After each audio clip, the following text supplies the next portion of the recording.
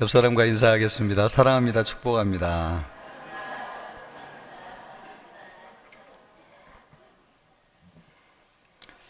제목이 솔로몬의 왕위 계승이라고 하는 제목인데 주로 다윗에 관한 얘기입니다. 다윗을 얘기하지 않고 솔로몬을 얘기할 수 없죠. 그런 면에서 다윗의 영광, 솔로몬의 영광, 솔로몬의 왕위라고 하는 것은 다윗의 연장이라고 보아야 될 것 같습니다. 그래서 솔로몬의 왕이지만은 다윗의 죽음의 순간을 다루려고 하는데요. 다윗이 70세 생애를 살다가 하나님의 부르심을 받았습니다. 왕들이 일반적으로 일찍 죽는 것 같아요. 평균 나이 우리나라 조선시대 왕들도 평균 연령을 40세, 50세를 별로 넘기지 않았다. 이런 얘기 하는 것을 보면 왕들이 너무 많이 먹고 또 부인들을 많이 두고 있기 때문에 인생이 짧은 사람들이 많이 있습니다. 그거에 비해서 다윗은 70세의 생애를 살았으니까 그렇게 꼭 짧은 생애라고 할 수는 없지만 아브라함은 75세에 부름을 받았습니다. 그리고 모세는 80세에 부르심을 받고 40년 동안 하나님의 쓰임을 받다가 120세에 하나님의 부르심을 받아 천국으로 올라갔죠. 이런 것을 보면 상대적으로 다윗이 어릴 때부터 고생을 많이 했다는 뜻도 되겠고, 또 여러 가지 고생 가운데서 그의 생애가 70이지만 다른 사람에 비해서 그렇게 과히 길다고 할 수는 없지 않을까. 참 인생은 누가 살아도 고난의 길인 거고요. 또 아무리 하나님의 은혜가 있어도 떠날 날이 있다고 하는 것을 우리에게 보여주고 있습니다. 열왕들의 이야기 두 번째는 솔로몬에 관한 이야기인데, 이 솔로몬이 다윗에 이어서 왕위에 오르게 됩니다. 솔로몬의 즉위는 급작스럽게 이루어진 것처럼 성경에 기록되어져 있어요. 다윗이 아직 죽지 않은 상황에서 이제 아버지가 얼마 남지 않았다는 것을 알고 다윗의 아들 가운데 아도니아라고 하는 사람이 있는데요, 그가 스스로 왕이 되려고 했습니다. 이것이 발각되어 가지고 다윗이 빨리 서둘러서 솔로몬에게 기름을 부어서 왕이 되게 하였습니다. 오늘 말씀은 솔로몬을 향한 다윗의 유언이 담겨져 있고 또 다윗의 죽음에 대해서 다루고 있습니다. 또 솔로몬 시대가 이제 진정한 의미에서 개막된다고 하는 것을 보여주고 있습니다.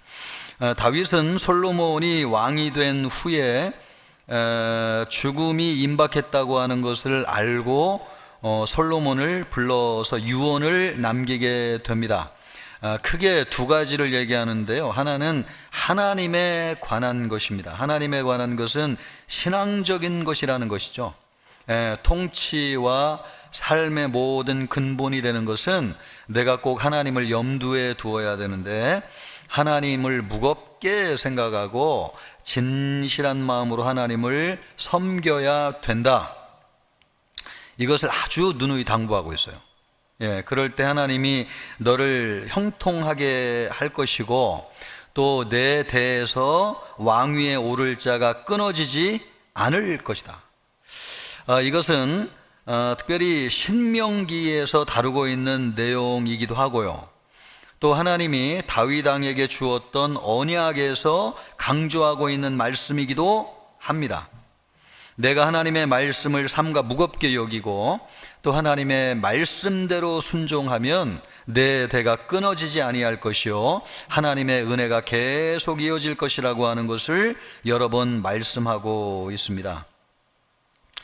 그러나 하나님의 명령을 거스리게 될 때에는 왕국의 분열로 이어지게 될 것이고요, 실제로 그렇게 솔로몬이 죽은 이후에 나라가 분열된 것을 볼 수 있습니다. 우리도 이 말씀을 참 명심해야 되는데, 여러분, 주권이 하나님에게 달려 있습니다. 우리가 살든지 죽든지 우리의 집안이 계속해서 믿음의 가문으로 이어지는지 교회의 역사가 계속 되어지는지 한 나라를 통해서 하나님의 역사가 계속 이루어질 것인지 여러분 이것은 하나님의 손에 달려 있습니다. 여러분 이게 굉장히 중요합니다. 여러분 돈이 있어야 살고 자원이 있어야 살고 뭐 대단한 지도자가 나와야지 나라가 잘 될 것처럼 생각하지만 성경이 우리에게 가르치고 있는 바가 뭡니까? 좀 부족해도 뭐가 좀 없어도 다 괜찮아요. 제일 중요한 것은 올곧은 마음으로 하나님을 붙잡고 섬길 때에 하나님이 함께 하신다고 하는 거, 이것이 다윗이 아들에게 남기는 유언의 말씀이었으니까 여러분 목숨을 걸고 하는 얘기 아닙니까? 이게 진정한 얘기인 거죠. 진실한 말입니다. 이게 또 두 번째는 사람에 관한 일을 유언으로 남기고 있는데, 다윗이 통치할 때에 다윗을 가슴 아프게 한 사람이 있었고, 또 다윗이 제일 어려울 때에 다윗을 도와준 사람이 있는데 그 사람들에 관한 이야기를 남기고 있다는 거예요. 여러분 다윗은 하나님의 사람이고 이 말씀을 보면 하나님이 이런 사람을 기억하시고 계시는구나, 하나님이 이런 사람에게는 반드시 심판을 하시기를 원하시는구나, 이걸 우리가 알 수 있잖아요. 근데 이 다윗이 죽으면서 세 사람을 언급하게 되는데 그 중에 요압과 시므이는 반드시 심판을 받아야 된다. 그들이 평안하게 스올로 돌아가게 하지 마라.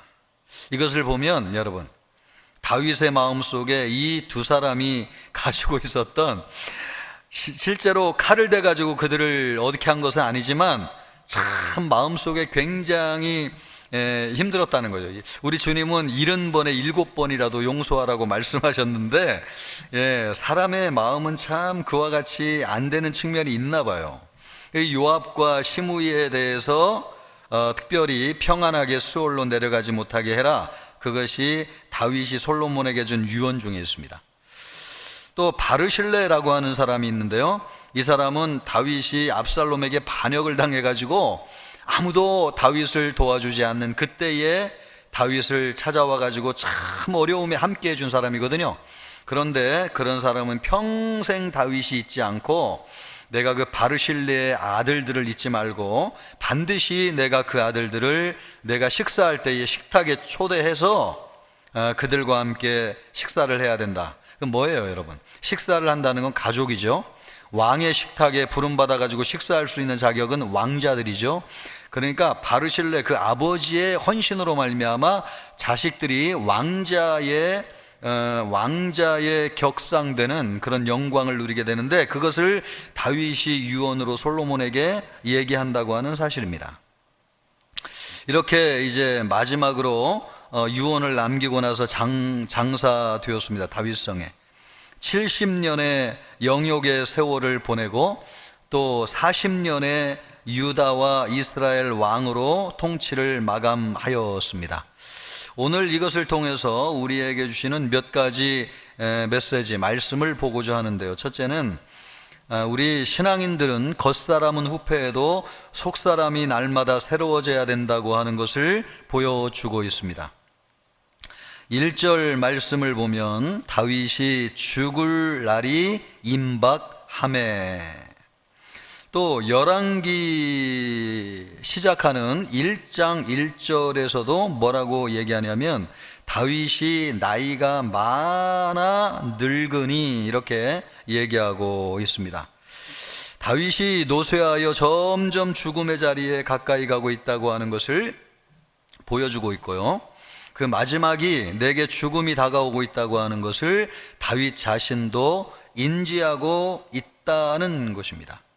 살려고 몸부림치지 않고 죽음이 가까이 오고 있다고 하는 것을 인지한다고 하는 것은 그가 나이가 들어도 불구하고 그의 영성이 죽지 않았다는 것을 얘기합니다. 그의 눈이 흐려지지 아니하였다고 하는 것을 얘기해 주고 있습니다. 모세도 여러분 120세에 하나님의 부르심을 받았지만 그 산의 정상에 올라가 가지고 하나님의 부르심을 받고 그가 나이가 들었지만 눈이 흐려지지 않았다고 말씀하고 있잖아요.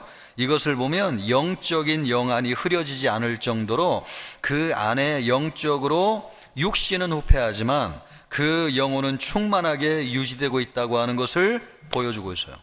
그러니까 여러분, 그는 늘 누구와 교제하고 있다는 거 알 수 있습니까? 우리 주님과 교제하고 있었다고 하는 것을 알 수 있습니다. 불세출의 영웅이라고 하는 다윗도 세월이 흐르는데요, 그 세월을 거스를 수 없다고 하는 것. 하나님이 아무리 사랑하시고 하나님의 은혜를 받았어도 언젠가는 이 세상을 반드시 떠나야 된다고 하는 거.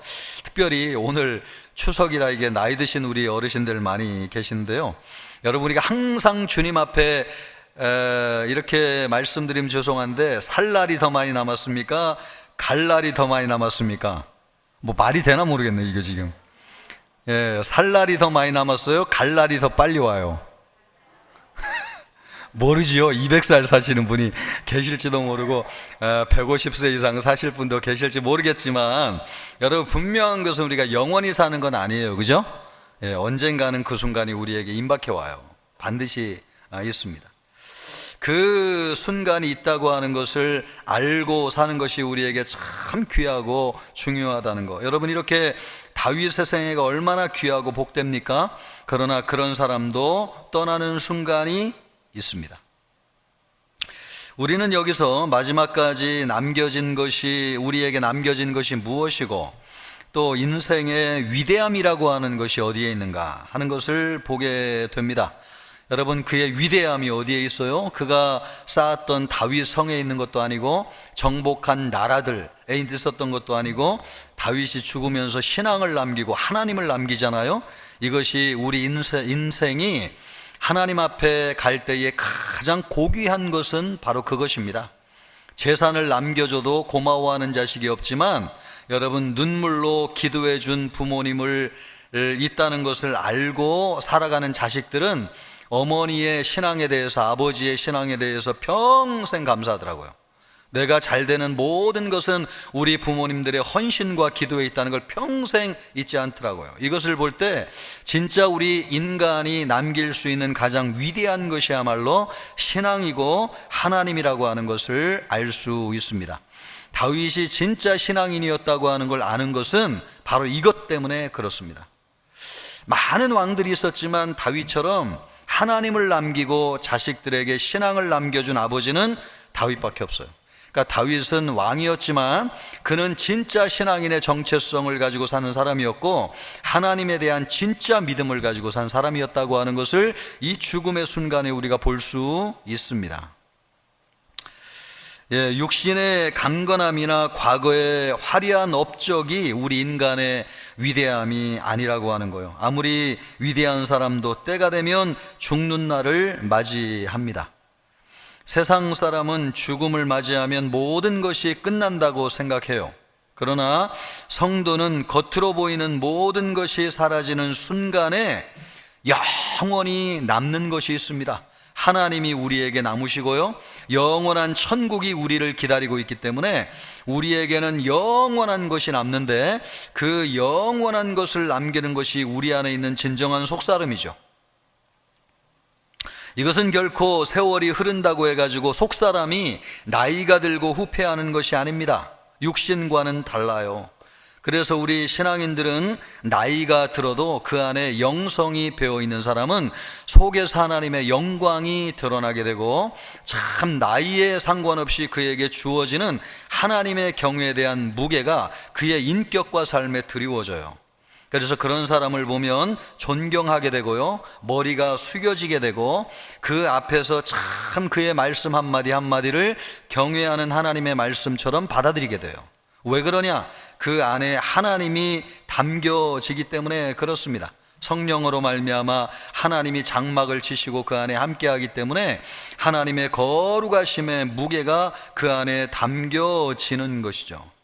우리의 육신은 후패해도 영혼은 그런 하나님의 그 성령을 통한 함께하심이 있습니다. 이것은 결코 세월이 흐른다고 해가지고 후패해지거나 없어지는 것이 아닙니다. 그것은 세월이 흘러도 성장하는 것이고 날마다 새로워지는 것입니다. 다윗을 보십시오. 죽음이 점점 다가오는 것을 알았어요.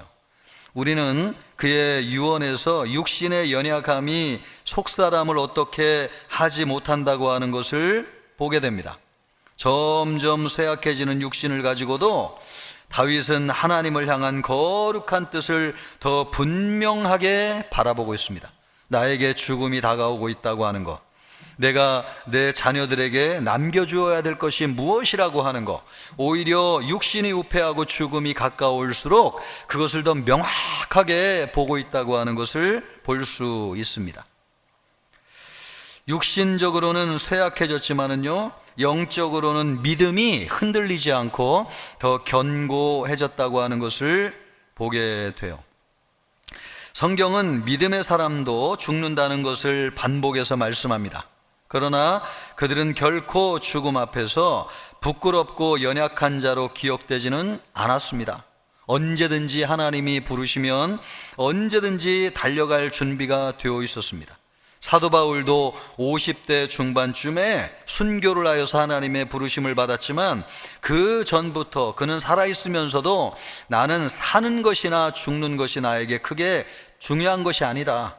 살아서도 주를 존귀하게 하고 죽어서도 주를 존귀하게 할 수 있다면 나는 언제든지 하나님의 뜻에 따를 것이다. 그러나 내 진심은 이 세상을 떠나서 빨리 주님의 품에 안기기를 원한다. 그러나 이 세상에서 감당해야 될 사명이 있기 때문에 내가 너희와 함께하는 것이다. 그런 이야기를 하였습니다. 그러니까 여러분, 살아있으면서도 언제든지 이 세상에 매여 있는 것이 아닌 것이죠.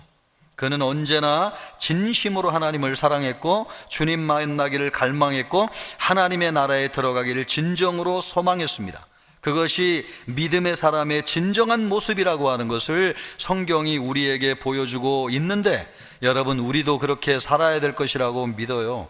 그런데 어느 순간부터 우리 예수 믿는 사람들이 세상에 좋은 집을 자꾸 짓기 시작하고 또 신앙생활 해가지고 세상의 영광의 자리에 자꾸 가려고 생각하고 세상의 출세를 마치 하나님이 주시는 영원한 복락인 것처럼 생각하면서 떠날 생각 안 하고 이 세상 집 짓고 살 생각만 많이 해가지고 우리가 너무 신앙을 잃어버리고 우리의 중심이 약해지지 않았나 하는 생각을 하는데, 여러분, 이런 신앙, 진짜 신앙, 성경이 우리에게 말씀하는 신앙을 우리 자손들에게 물려주어야 됩니다. 그것이 우리가 진짜로 해야 될 일입니다. 사도 바울은 우리가 낙심하지 아니하노니 겉사람은 후패하나 우리의 속은 날로 새롭도다 라고 말씀하고 있습니다. 육신의 나약함은 속사람을 어떻게 하지 못할 뿐만 아니라요, 또 하나님을 경외하는 자는 오히려 그 심령이 하나님을 닮아서 더 아름답게 가꾸어져 가는 것이죠. 우리는 육신의 장막을 벗을 날을 향해 달려가는 사람들입니다. 그러나 거룩한 사람은 영원할 수 없는 육신을 위해 살지 않아요. 그들은 변함없이 영원히 지켜야 될 것이 무엇인지를 알고요, 영원한 것이 무엇인지를 알고 삽니다. 우리 역시 그들같이 잠시 갖고 있다가 벗어야 할 육신의 희망을 두지 말고 믿음을 견고하게 함으로써 영원히 사라지지 않을 속사람을 아름답게 가꾸고 단정하게 한 우리 모든 성도님들이 되기를 주님의 이름으로 축복합니다. 또 오늘 말씀을 통해서 우리에게 주시는 바는 뭔가? 우리는 하나님을 향해서 나가는 내 죽음을 두려워하지 않아야 되겠다고 하는 겁니다. 2절 말씀을 보니까 다윗이 솔로몬에게 내가 이제 세상 모든 사람이 가는 길로 가게 되었노니 너는 힘써 대장부가 되고, 이렇게 말씀하고 있습니다. 여러분은 다윗의 입장이라고 하면 가기를 원하겠어요? 이 세상에서 영화를 누리기를 원하겠어요? 굳이 대답 안 하셔도 됩니다. 그런데 너무 좋잖아요, 그죠? 70년 동안 왕이 돼가지고 이렇게 우여곡절 많이 있었지만 왕이 돼가지고 이제 대적도 없고 나라가 다 내 나라가 됐으니 여러분 그 영광이 얼마나 크겠어요. 그렇게 살고 싶을 것 같은데 그렇지 않다고 하는 거. 다윗이 죽음을 대하는 자세를 우리가 엿볼 수 있는데요. 내가 이제 세상 모든 사람이 가는 길로 가게 되었노니 라고 말하는 것을 보면 다윗이 죽음에 대해서 초연해 있다고 하는 것을 볼 수 있습니다. 죽음에 대해서 초연해 있다고 하는 것을 볼 수 있어요. 더 나아가서 너는 힘써 대장부가 되라. 솔로몬에게 이렇게 권고를 하고 있습니다. 자기는 죽음을 두려워하면서 아들에게는 대장부가 되라고 얘기할 수 있겠습니까? 다윗은 초연함을 넘어서 죽음을 당당하게 맞이하고 있다고 하는 것을 우리가 알 수 있습니다. 우리는 이 말씀을 통해서 죽음을 어떻게 준비하고 맞이해야 될지를 알게 됩니다. 미국의 유명한 기독교 심리학자 가운데 존 힌튼 박사라고 하는 분이 계신데요. 이분은 임종 직전에 신앙인들을 대상으로 설문조사를 해가지고 연구 발표를 했습니다.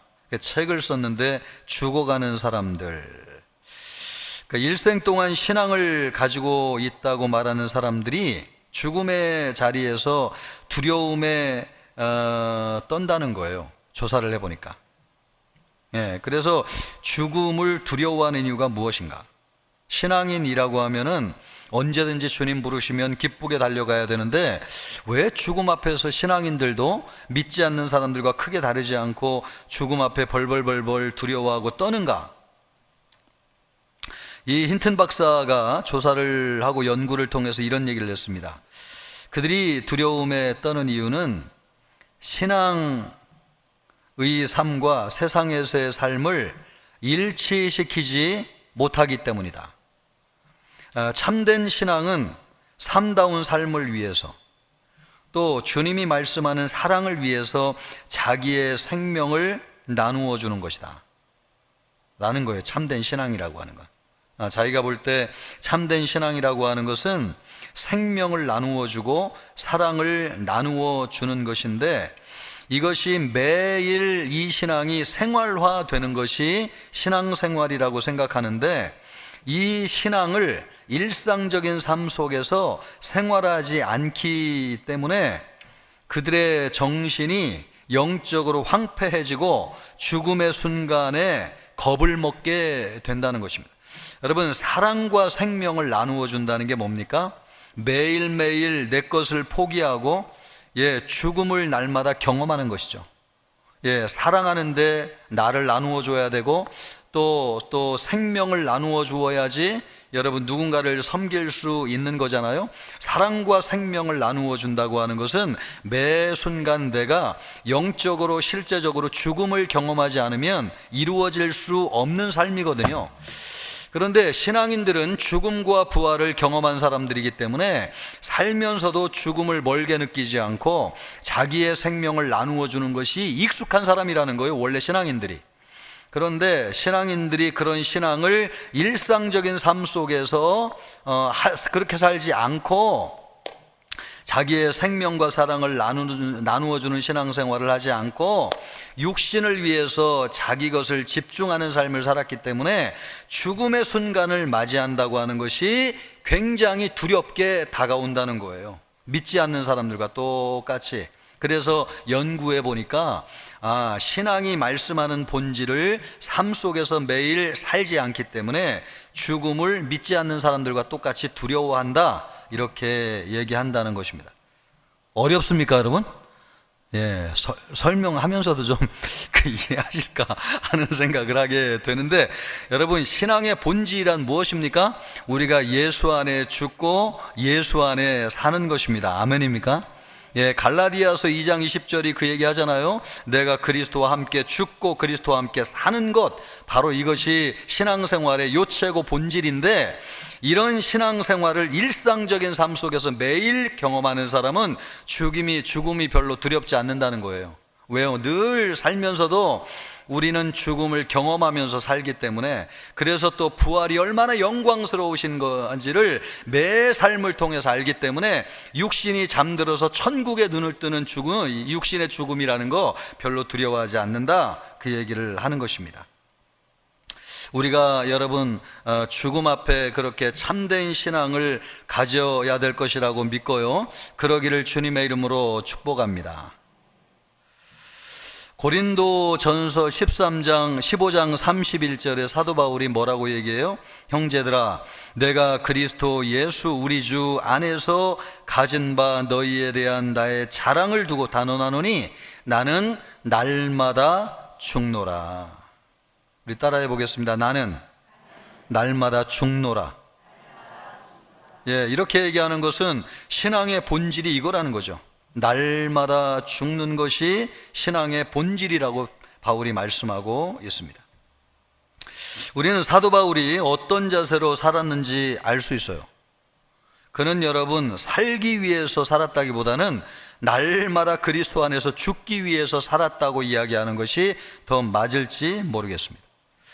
사도 바울의 신앙은 추상적인 이론이 아니었어요. 그는 전 인격을 다 걸고 하나님께 한 걸음씩 가까이 나아가는, 나는 죽고 예수 안에 사는 삶으로 날마다 살아가는 실제적인 삶 자체였습니다. 그러므로 매일 죽음을 경험하고 매일 그리스도의 부활을 경험하는 것이죠. 그래서 언제 죽느냐, 그건 중요하지 않았고요, 그것은 그렇게 두려운 일이 아니었습니다. 이런 신앙을 가진 사람들에게 죽음이라고 하는 것은 내세에 대한 어떤 막연한 철학적인 개념이 아닙니다. 참된 신앙이라고 하는 것은 매일 하늘의 거룩한 길을 걸어가는 성도들이 취해야 될 지속적인 삶과 죽음 사이의 결단인 것이죠. 우리에게 이 같은 각오와 결단, 또 살아있는 신앙인의 자세가 있기를 바랍니다. 이 같은 자세를 가지고 살아가는 사람들만이 하나님 앞에서 날마다 죽노라고 고백할 수 있습니다. 하나님 앞에 서는 날을 사모하고, 또 살아있는 다윗과 같이 사모하며 살았던 다윗과 같이 힘들고 좁은 길이라 해도요, 사명의 길을 마지막까지 달려갈 수 있기를 바랍니다. 하나님께서 그런 사람에게 죽음의 자리에서도 두려워하지 않는 당당함을 우리에게 허락해 주실 것입니다. 그러기를 주님의 이름으로 축복합니다. 또 자기를 삼가해야 된다고 다윗이 솔로몬에게 말씀하고 있는데, 자기를 삼가할 줄 아는 사람이 믿음을 끝까지 지킨다는 거예요. 4절 말씀을 보면 이렇게 말씀하고 있습니다. 같이 읽어볼까요? 4절 말씀 읽습니다. 여호와께서 내 일에 대하여 말씀하시기를, 만일 내 자손 그들의 길을 삼가 마음을 다하고 성품을 다하여 진실이 내 앞에서 행하면 이스라엘 왕위에 오를 사람이 내게서 끊어지지 아니하리라 하신 말씀을 확실히 이루게 하시리라. 아멘. 거기에 보면 삼가라고 하는 말인데, 삼가, 거기에 여러분 펜이 있으면 동그라미를 치기를 바라는데요, 삼가해야 될 일이 많다는 거예요. 다윗의 자손들은 다 왕이잖아요. 왕이라는 게 뭡니까 여러분? 권력과 사람과 물질을 다 가진 사람이 왕이잖아요, 과거에는. 그러니까 이게 삼가하는 게 참 중요하다는 겁니다. 삼가하지 않고 하고 싶은 대로 하게 되면 어떻게 돼요? 하나님을 떠나게 되고, 하나님을 멀리하게 돼요. 우리도 여러분 과거의 왕들보다도, 조선시대 왕들보다도 오늘날 살아가는 중산층 이상의 가정이 더 잘 먹는다는 얘기가 있어요. 우리가 고기를 얼마나 많이 먹고요, 또 맛있는 양식을 얼마나 섭취하고 다양하게 먹고 살고 있습니까? 어떻게 보면 우리는 고대의 왕들보다도, 물론 뭐 이렇게 특별한 사람들의 어마어마한 궁전에 살던 것처럼 사는 건 아니겠지만, 생각해 보면 우리가요, 먹고 입고 쓰는 거에 있어서 제한이 없는 삶을 산다는 점에서는 우리도 왕 못지않는 삶을 현대에 즐기고 있다, 이렇게 볼 수 있어요. 그런 사람에게 지금 다윗이 한 가지 꼭 당부하고 있는데 뭐라는 거예요? 삼가해야 된다는 게 삼가 마음을 다하고 성품을 다하여 진실이 내 앞에서 행하면, 이렇게 하나님이 다윗이 지금 솔로몬에게 하나님의 말씀을 지금 전하고 있는 것입니다. 여기서 우리가 삼가라고 하는 말에 주목을 해야 되는데, 다윗은 여호와께서 내 일에 대하여 말씀하시기를 이라고 하면서 그 말씀을 주는 배경을 이야기하고 있습니다. 다윗이 솔로몬에게 주는 말은 단순히 들은 이론이나 어떤 추상적인 생각에서 나온 것이 아니에요. 지금까지 자기가 직접적으로 체험하면서 살았던 것을 근거로 지금 얘기하고 있습니다. 이 삼가라고 하는 말은 하나님의 뜻을 어떻게 지켜야 할지를 지금 제시해 주고 있는데, 여러분, 이 삼가하다라고 하는 말이 무슨 뜻입니까? 삼가하다, 삼가 고인의 명복을 빕니다, 뭐 이런 말도 있잖아요, 그죠? 삼가가 우리가 일상적으로 쓰는 말은 아니지만은 삼가라고 하는 뜻이 뭐냐? 말이나 행동을 조심한다, 또 말이나 행동을 신중하게 한다, 또 말이나 행동을 함부로 하지 않는다, 또 예를 갖추어서 무겁게 행한다, 이런 뜻을 가지고 있어요. 누구 앞에서 그렇게 해야 된다는 거예요? 하나님 앞에서 그렇게 행해야 돼. 그러니까 우리 하나님을 경외한다고 하는 뜻을 지금 이렇게 이야기한다고 해도 무방합니다. 하나님을 경외한다는 게 뭡니까? 하나님을 무겁게 여긴다는 것이죠. 예배도 그 경외라고 하는 말로부터 나왔는데, 그 경외라고 하는 뜻의 본래 뜻은 하나님을 무겁게 여긴다, 그런 뜻이에요. 하나님을 가볍게 여긴다는 게 아니고요, 하나님의 말씀, 하나님의 뜻을 아주 진중하고 무겁게 받아들이고 그 하나님 앞에서 정말 신중하고 진중하게 행함으로써 우리 하나님을 격에 맞게 높여드린다, 이런 뜻이에요. 그러니까 그렇게 행해야 된다는 것입니다. 그렇게 성경은 아무리 신앙이 좋고 하나님의 은혜를 체험한 사람이라도 삼가지 않으면 결국은 하나님을 배반하게 되고 떠날 수밖에 없다고 말씀하고 있습니다. 성경의 가르침 그대로 인간은, 여러분, 변질되기 참 쉬운 존재예요. 우리가 하나님을 염두에 두지 않고요, 하나님을 제일 무겁게 여기지 않으면 어느 순간 우리의 변질된 마음이 하나님을 가볍게 여기게 되는데, 그것이 하나님을 경홀히 여긴다, 그런 뜻입니다. 하나님이, 여러분, 하나님을 경홀히 여기는 거 싫어하잖아요. 하나님을 가볍게 여기는 거요. 말도 행동도 그렇게 하는 거. 과거에 은혜를 받았고 또 하나님을 사모하는 마음이 있었다고 해도 지속적으로 자기를 다스리고 삼가하지 않으면 결국은 믿음에서 떠날 수 있게 됩니다. 시편 119편 9절 말씀을 보면, 청년이 무엇으로 그 행실을 깨끗게 하리이까? 주의 말씀을 따라 삼갈 것이니라. 아멘. 여러분, 하나님의 말씀을 따라 삼갈 것이니라. 하나님의 말씀을 무겁게 여기고 하나님의 말씀을 신중하게 받아들이고 하나님의 말씀 앞에서 조심하고요, 또 하나님의 말씀을 함부로 대하지 않는 것, 이것이 삼가한다, 이런 뜻입니다. 사람이 삼가하는 것을 중단하게 될 때 마음과 행실도 하나님으로부터 돌아서게 됩니다. 이스라엘 역사에서뿐만 아니라 세계 역사를 통틀어 가지고 가장 지혜로운 사람, 부유한 사람 솔로몬이죠. 그에게 하나님이 주신 그 지혜와 축복의 말씀이 있었을 뿐만 아니라 아버지로부터 물려받은 신앙적인 유산이 참 대단했습니다. 모든 것이 이스라엘을 다스리는데 너무나 귀한 자산이었습니다. 솔로몬으로 인해 가지고 이스라엘이 실제로 부강한 나라가 되었습니다. 그러나 솔로몬은 그 부흥에 도취되어 가지고 번영과 축복의 근원이신 하나님을 잃어버렸습니다. 하나님을 무겁게 여겨야 되는데 너무나 번영과 축복이 과하다 보니까, 여러분, 하나님을 의식하기보다도 자기의 지혜, 자기가 누리는 영광을 더 무겁게, 더 소중하게, 더 가치 있게 생각했습니다. 하나님을 경외하면서 자기를 삼가야 한다고 하는 가르침을 잊어버렸습니다. 그 결과 하나님을 저버렸고요, 나라의 번영을 위한다는 명목 하에서 여러 사람의 이방 여자들을 아내로 받아들이기까지 했는데, 그것 때문에 이스라엘의 주변국의 우상들이 다 들어와 가지고 백성들이 거기에 전염이 돼서 우상 숭배를 하고 온 이스라엘에 악이 번성하게 되는 계기가 되었습니다. 이 모든 죄악은 말할 것도 없이 자기를 삼가지 않고 무절제하고 방종하게 하는 결과를 가져오게 되었습니다.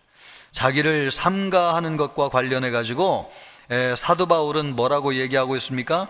내가 내 몸을 쳐 복종하게 함은 내가 남에게 전파한 후에 자기가 도리어 버림이 될까 두려워함이로다.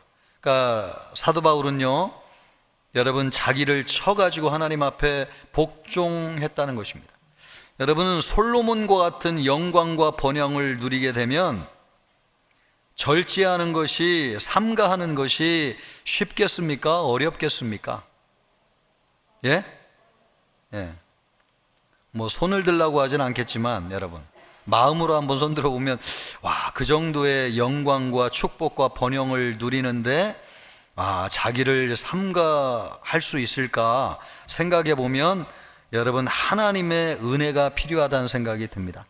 예수님의 십자가의 은혜가 아니고서는, 그래서 구약시대에 영광을 누렸던 많은 사람들이 결정적인 순간에 엎드려지는 것은, 우리는 신약을 통해서 예수 그리스도를 통해서 계시의 완성된 시대에 살고 있기 때문에 여러분, 예수가 우리의 최고고 예수가 우리의 최고의 영광인 것을 알기 때문에 예수님처럼 사는 것이 신앙에 제일 가치 있는 것이거든요. 예수님이 죽었기 때문에 나도 죽는다, 그렇게 믿잖아요. 사도 바울도 여러분 그럴 수 있었던 것은, 끝까지 하나님의 부르심을 받을까 마음을 지킬 수 있었던 것은 그 안에 예수가 계셨기 때문에 그렇습니다. 그러나 구약시대의 성도들은 이 신앙의 본질이신 예수 그리스도에 대한 아직 그 정도까지 계시의 영역이 확장되지 않은 것이죠. 그러니 솔로몬이 이 어마어마한 세상 영광을 가지고 있는데 자기를 삼가해 가지고 포기하고 버리고 절제할 수 있었겠느냐? 참 어려운 문제라고 생각이 됩니다. 그러므로 여러분, 솔로몬의 모든 영광으로도 입은 것이 입꽃 하나만 같지 못하였다고 성경이 말씀하고 있는데, 신약 시대에 살고 있는 우리가 더 축복을 받은 줄 믿습니다. 아멘 안 하십니까, 여러분? 여러분, 솔로몬 같이 되기를 원하십니까? 신약 시대 우리 같이 되기를 원하십니까? 그러기를 주님의 이름으로 축복합니다. 그렇죠, 여러분. 솔로몬이 세상의 영광을 누렸지만 그의 생애가 다 하고 나는 것은 순식간이고 하나님 앞에 서게 될 텐데, 우리가 누렸던 영광, 예수 그리스도로 말미암은 이 계시의 놀라운 은혜와 축복이 얼마나 더 대단한 것입니까? 그것을 몰랐기 때문에 참 솔로몬이 자기를 절제하고 삼가한다고 하는 거, 그거 쉽지 않았을 거라고 생각이 듭니다. 실제로 그렇게 됐잖아요. 그죠? 이것을 보면 오늘 우리가 살고 있는 신약시대의 삶이 복되다고 하는 것을 다시 한번 생각하게 되고요. 그래서 사도 바울이 아까 말한 대로 고린도전서 9장 27절에서 그 말을 하는 겁니다. 내가 내 몸을 쳐 복종하게 함은 내가 남에게 전파한 후에 자기가 도리어 버림이 될까 두려워함이로다. 여기에서 이 내 몸을 친다고 하는 거, 그죠? 내 몸을 친다고 하는 거, 이게 복종하게 한다는 뜻인데, 이 언어가 헬라어에서 어떤 문맥에서 사용되냐면 고대 노예를 굴복시키기 위해서 채찍으로 내리친다는 뜻이에요. 노예를 여러분 말이 안 들으면 채찍으로 내리치잖아요. 그것처럼 사도 바울은 자기의 몸을 스스로 복종하게 하기 위해서 내리쳤다, 지금 이렇게 말하고 있습니다. 그런데 이 고대의 채찍이라고 하는 것이 우리가 알고 있는 것처럼 단순히 가죽띠로만 되어 있는 것이 아닙니다.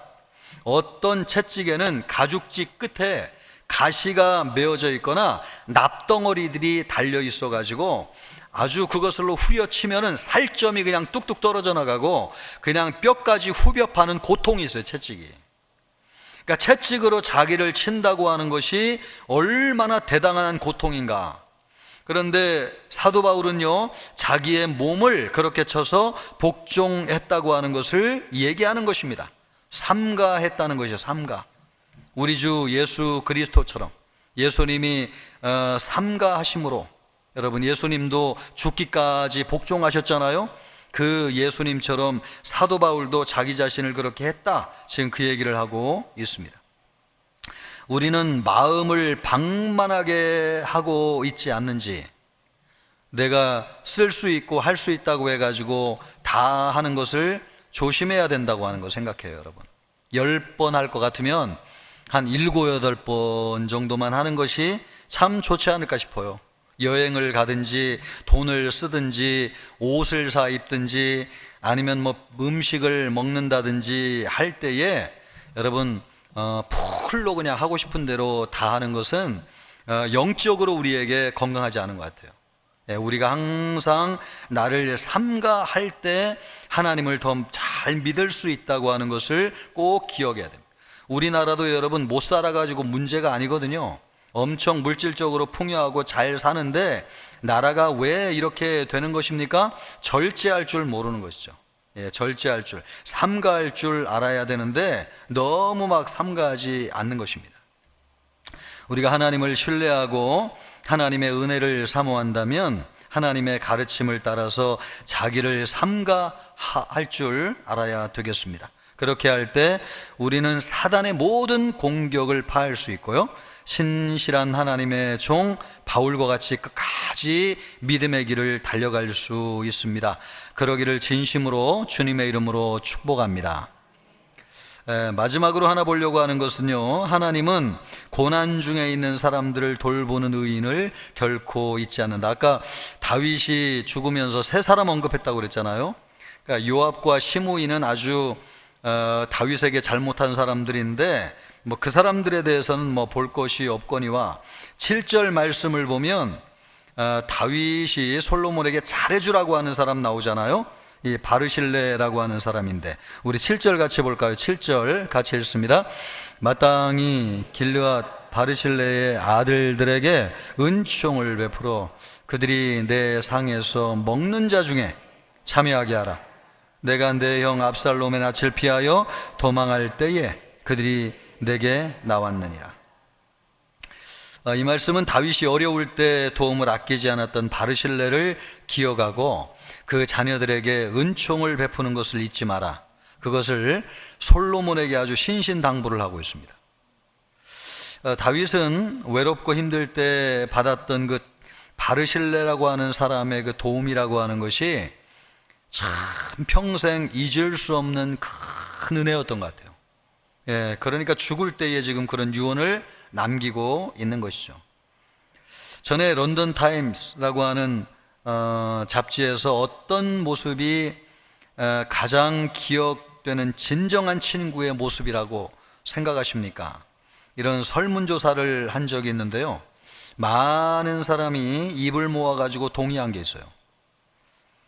온 세상 모든 사람이 다 나를 버릴 때 나를 찾아오는 사람, 어떤 이유로든지 사람들이 자신을 배신하고 누구도 곁에 있지 않을 때 곁에 머물면서 자신을 지켜주는 사람, 그런 사람이 진짜 친구다. 그런 사람은 평생 잊을 수 없는 사람이다. 모든 사람이 그렇게 동의했다는 거예요. 잘 나갈 때 함께 해준 사람은 많죠. 그러나 실패하고 배신당하고 외롭고 혼자 남았다고 할 때, 나를 도와줘도 그에게 돌아가는 이익이 아무것도 없을 때 진짜 그때 마음을 같이 하고 함께 해주는 사람, 그 사람은 제가 볼 때 진짜 평생 잊을 수 없다고 저는 생각해요. 그 사람은 진짜 신앙의 사람이 아니면 그럴 수 없거니와 진짜 목숨처럼 친구를 사랑하지 않는 사람은 그렇게 해줄 수 없다라고 생각이 돼요. 진짜 친구인 거죠.